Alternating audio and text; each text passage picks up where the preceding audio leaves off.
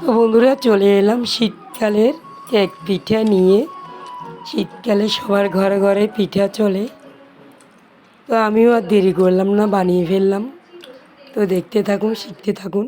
তো নারকেল নিয়ে চলে এলাম। নারকেলে ফোসকা হয়ে গেছে, কতটা সুন্দর দেখাচ্ছে ফোসকাটা দেখুন। একদম একটা সুন্দর কোয়ালিটি, দেখতে কতটা সুন্দর দেখাচ্ছে দেখুন, সাদা বকবক করছে। তো নারকেল কুড়িয়ে নিলাম, কুটিয়ে নিলাম। এদিকে তালও নিয়ে এলাম, নারকেল কুড়িয়ে নিলাম, নারকেল কুটিয়ে নিলাম, আবার এদিকে তালও নিয়ে এলাম। তো তাল দিয়ে নারকেল দিয়ে চালের গুঁড়ো দিয়ে মজাদার পিঠা আজকে বানিয়ে শেখাবো আপনাদের। নারকেল কুড়িয়ে নিয়ে চিনি দিয়ে আমি পুর করে নিয়েছি। নারকেল চিনির পুর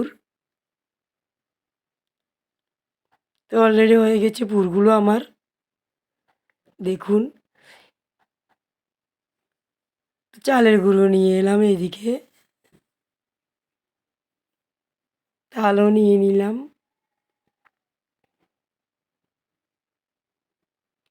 তাল, চালের গুঁড়ো, নারকেলের পুর সব নিয়ে এলাম। তো অর্ধেকটা চালের গুঁড়ো দিয়েছি চুলোতে, এর উপরে আমি আবারও দেব। ঢেকে দিচ্ছি ভালো করে হওয়ার জন্য। এইদিকে আমি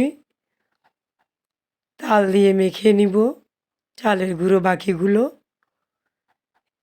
এগুলো আবারও ওই পিঠেটার উপরে দিয়ে দিতে হবে পুর দিয়ে।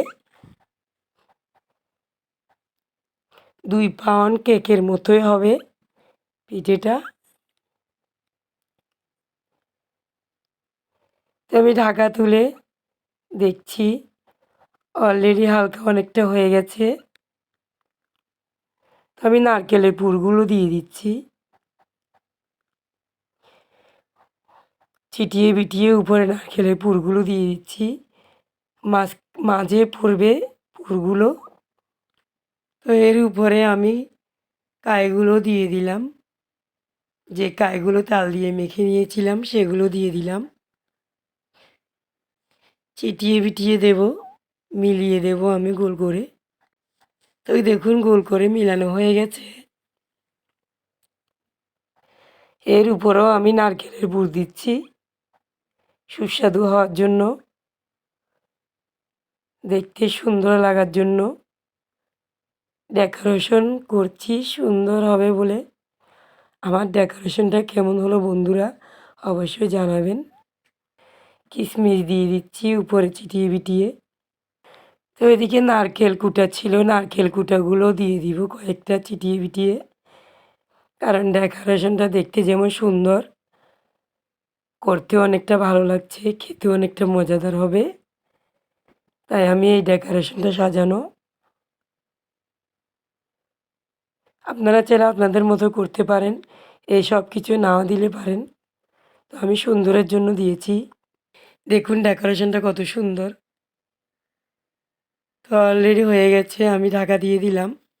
ঢাকা তুলে দেখছি ওয়াও হয়ে গেছে অনেকটা কেক পিঠা। দেখুন কতটা সুন্দর ভাব বেরিয়েছে। তো এই হলো আমার আজকের রেসিপি বন্ধুরা, পাশে থাকার জন্য ধন্যবাদ। তো আমি একটা কাঠি দিয়ে ভালো করে দেখছি হয়েছে কিনা। একদমই অলরেডি হয়ে গেছে।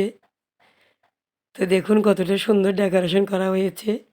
আপনারা চাইলে এভাবে করতে পারেন, না চাইলে যা থাকে বাড়িতে তা দিয়েও করতে পারেন। খাওয়ার চেয়ে দেখা সুন্দরটা অনেক বেশি। তো গুড বাই বন্ধুরা, ভালো থাকবেন, পাশে থাকার জন্য ধন্যবাদ। আমি পরিবেশন করার জন্য কেটে নিচ্ছি। এভাবে আপনারা ঘরে বসে বানাবেন, ভালো লাগবে, খেতে অনেকটা মজাদার। সব পরিবারের জন্য পিঠে খাওয়ার আলাদা একটা মজা, আনন্দ। গুড বাই বন্ধুরা, ভালো থাকবেন।